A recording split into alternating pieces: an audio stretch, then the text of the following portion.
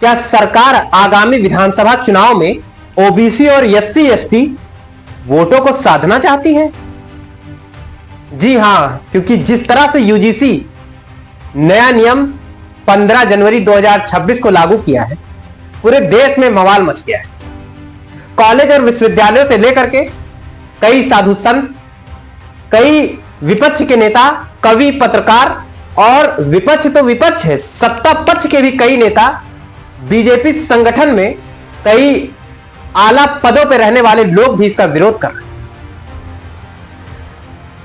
उनका कहना है कि हमारे बच्चे और बच्चियों का कैरियर खराब हो सकता है अगर वो पढ़ने में अच्छे हैं और किसी को जेलसी है और उसने ब्लेम कर दिया तो उनकी कैरियर खराब हो जाएगी। और सबका साथ और सबका विकास पे बात करने वाली सरकार क्या आज जनरल कैटेगरी का साथ छोड़ रही है?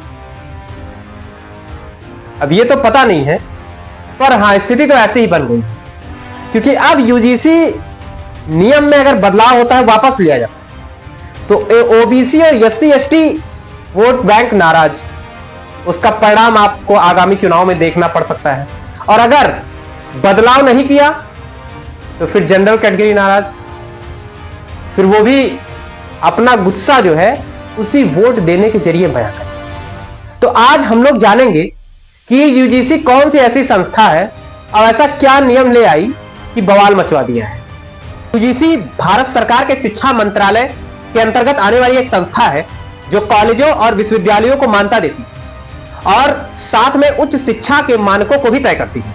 सरल भाषा में कहें तो यूजीसी ही वो संस्था है जो ये तय करती है कि देश में किस स्तर की पढ़ाई होगी। यूजीसी ने उच्च शिक्षा संस्थानों में समानता को बढ़ावा देने का नियम 2026 लागू किया और जिसका मुख्य उद्देश्य है कि कॉलेज और विश्वविद्यालय के कैंपस के अंदर किसी भी बच्चे के साथ जाति आधारित, धर्म आधारित, लिंग, जन्म स्थान के आधार पर भेदभाव न किया जाए, जिससे कॉलेज में समानता बढ़ेगी, विश्वविद्यालयों में समानता बढ़ेगी। इससे ओबीसी, एससी एसटी, दिव्यांग, ईडब्ल्यूएस और महिलाओं को संरक्षण प्राप्त हो। और इस नियम के तहत कॉलेज और यूनिवर्सिटी के लिए यह अनिवार्य हो गया कि एक इक्विटी सेल की गठन करें और 24 घंटे हेल्पलाइन रहेगा, एक इक्विटी स्क्वाड भी काम करेगा जो सभी शिकायतों की निगरानी करेगा।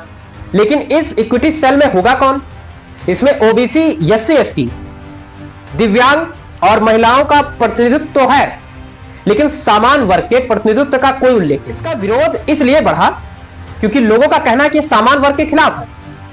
अगर शिकायत होती है तो गलती साबित होने से पहले कार्रवाई होने का डर है और उस बीच में कैरियर खराब हो सकता है। और पहले इतना विवाद नहीं हुआ था क्योंकि पहले जो ड्राफ्ट लिस्ट शामिल हुआ था उसमें सिर्फ एससी एसटी शामिल था, लेकिन जैसे ही ओबीसी को शामिल किया गया इसका विरोध और बढ़ गया।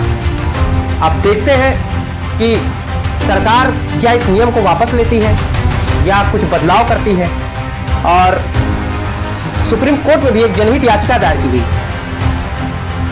कि ये संविधान में दिए गए समानता के अधिकारों का उल्लंघन कर रहा है। तो अब देखते हैं क्या होता है।